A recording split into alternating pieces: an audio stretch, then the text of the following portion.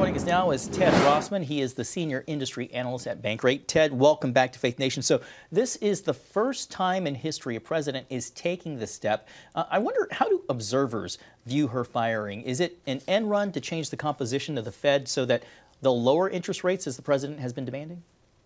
Well, like a lot of things these days, it's highly politicized. So how you feel about it probably depends largely on your political leanings. The more neutral economists, though, would point out that Fed independence is very important. And countries that have independent central banks tend to be more prosperous than those that do not. Some of this is wrapped up in all the talk these past several months about, is Fed Chair Jerome Powell going to be removed from office? Seemingly not. But, just like we heard some saber rattling about, oh, the Fed's spending too much on this building renovation. Now there's this dirt that's been dug up on Cook's mortgage applications. It does seem that there are efforts by some, around the president to, really change the composition of the Fed board here. Powell's term ends middle of next year. So that's going to be a major reshaping, but potentially even some changes on the board before then. Another governor recently retired. So, all of a sudden these vacancies could be stacking up. Yeah, I think Cook's term doesn't end until 2038. So stocks initially fell when President Trump announced that he was removing her. Why did the news spook investors? A lot of it does have to come back to that Fed independence. I mean, clearly the president wants lower rates to make it easier for the government to borrow and potentially make it easier and cheaper for consumers to get mortgages and other loans. Stock investors generally love low rates. Real estate developers, which the president was in a previous career, they love low rates. So it's just how we get there is really the question.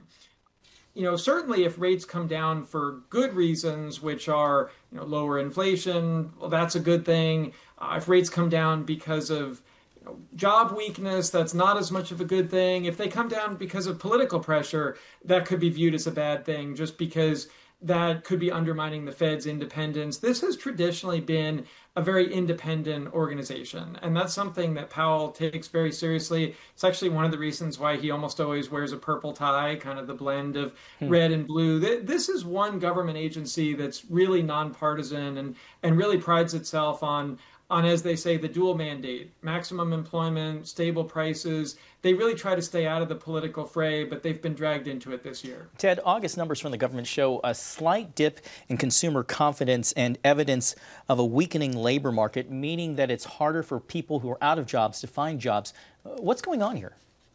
It's so interesting because stocks have been hitting record highs this month, and that's very much at odds with consumer confidence, which remains depressed. Now, a lot of that has to do with the cumulative effects of inflation and the worries that tariffs could make it worse. To be fair, tariffs haven't really impacted prices very much at all so far. There is still the worry that maybe that won't last forever and prices could go up in the future. There's a lot of uncertainty. There has been some weakening in the job market. Hiring has slowed.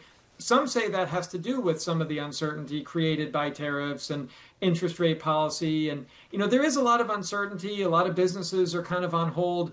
There's not a lot of firing going on right now, but there's not a lot of hiring either. The job market is kind of largely frozen. There's not a lot of movement in or out, and a lot of it does track back to uncertainty.